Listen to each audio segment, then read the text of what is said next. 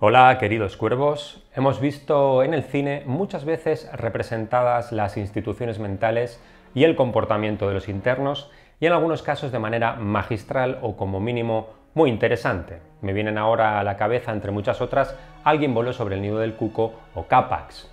En ellas podemos ver cómo los enfermos mentales despliegan su creatividad, dibujan, escriben o desarrollan discursos elaborados y originales sobre temas complejos, por ejemplo. Hoy vamos a tratar el tema de la creatividad y el arte de los discapacitados mentales a partir del primero y posiblemente más importante trabajo al respecto, El arte de los enfermos mentales, de Hans Prinzhorn, publicado en 1922. Las imágenes que de momento vais a ir viendo pertenecen al archivo de Prinzhorn y son de pacientes cuyos nombres lamentablemente se han perdido. Ya en 1921, un psiquiatra suizo de nombre Walter Morgenthaler había publicado un trabajo monográfico sobre la obra artística de uno de sus pacientes esquizofrénicos. Pero el libro de Prinzhorn llegaría a ser todo un referente, influenciando a los movimientos de vanguardia tan en boga en Europa en aquel momento. Artistas como Max Ernst o Paul Klee no ocultaron su interés por el mismo. Jean Dubuffet acuñó el término art brut en 1945 para este tipo de arte primario y comenzó a recoger material, fundando junto a André Breton la Compagnie d'Art Brut en 1948 y exponiendo por primera vez en París en 1967. Roger Cardinal evoluciona y amplía este concepto a su Outsider Art, marginal, en 1972, de tal forma que el interés pervive hasta hoy en día. Desde el año 2000 existe un galardón europeo, el Premio UART, que se otorga a artistas mentalmente discapacitados. A este respecto, llevándolo al extremo, pongamos un ejemplo. Charles Manson, el líder sectario e instigador de varios crímenes horribles en los 60 y especialmente recordado por el asesinato de Sharon Tate, todavía hoy es objeto de debate, especulándose sobre si fue sociópata o psicópata. El caso es que fue diagnosticado con esquizofrenia y desorden paranoico. Bien, en una exposición que tuvo lugar en Barcelona, tuve la oportunidad de ver algunos de los dibujos originales que Manson hacía en prisión. Estos dibujos se vendían por miles de dólares y aún hoy encuentras fácilmente reproducciones y pósters, así que en tu comedor puedes tener una lámina de Velázquez, de Picasso o de Manson. Pero volvamos al tema. Hans Prinzhorn nació en Westfalia en 1866. Estudió filosofía, historia del arte y música y después medicina, haciendo las prácticas como psiquiatra en 1919. Desarrolló su trabajo mayormente en la Clínica Psiquiátrica de Heidelberg, estudiando tanto a los pacientes como sus manifestaciones artísticas. Así llegó a reunir, contando también con otras instituciones cercanas, unas 5.000 piezas entre pinturas, grabados y esculturas, la mayoría realizadas por pacientes esquizofrénicos.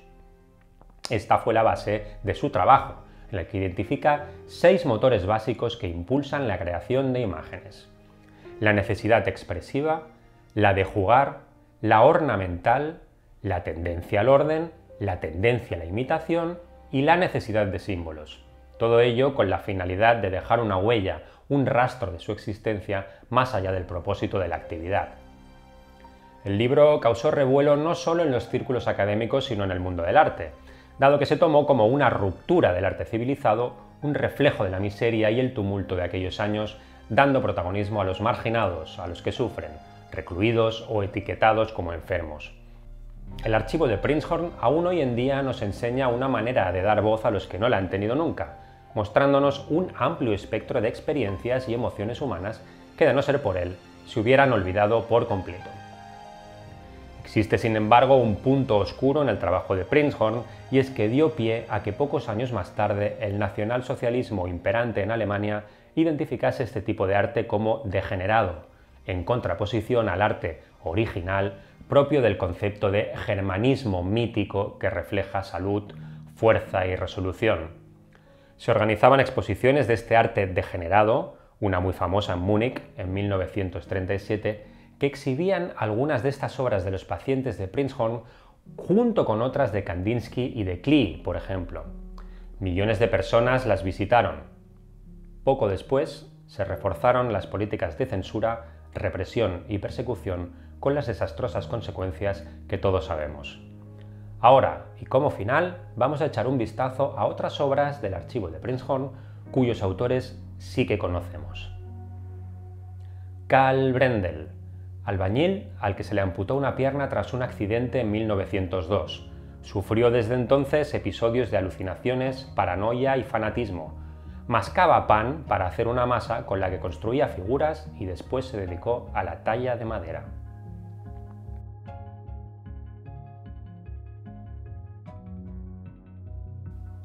August Klotz pintaba de acuerdo con su propio alfabeto de color, traduciendo las palabras a colores a través de una clave numérica. Peter Moog, de origen humilde, se volvió alcohólico y decía que en el suelo o en una pared con manchas veía cientos de caras. Sus pinturas reflejan temas religiosos. August Netter sufría alucinaciones. De pequeño, en la escuela, se le aparecieron 10.000 figuras en media hora, figuras que recordaba ya de adulto y usaba como temática para sus dibujos. Johann Nupfer, después de 6 penas por mendigar, se le recluyó en el psiquiátrico.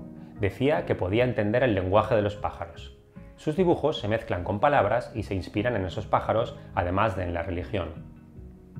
Hermann Bayle sufría episodios maníaco-depresivos, amplia producción y dibujos detallados. Garabateaba en cualquier parte, incluso en el papel higiénico. Heinrich Wels, abogado, creía que podía controlar el curso de las estrellas y hablaba con un ser mítico llamado Greenleaf. Decía que si se conectan los puntos en un mapa de los lugares visitados por Napoleón, se forma la letra N. Joseph Sell un día se levantó y comenzó a actuar de manera tan extravagante que se le llevó a la clínica. Creía que podía escuchar cualquier cosa en cualquier parte del mundo en un momento dado gracias a la telepatía. Desarrolló un estilo futurista y fantástico. Franz Paul, cerrajero que mostraba paranoia, alucinaciones y autismo. Era muy meticuloso y siempre ponía escrupulosamente la fecha en sus dibujos, alternando entre realistas y fantásticos. Y hasta aquí este pequeño repaso a la creatividad en discapacitados mentales. Espero que os haya gustado, suscribíos y comentad. Gracias, cuervos. ¡Adiós!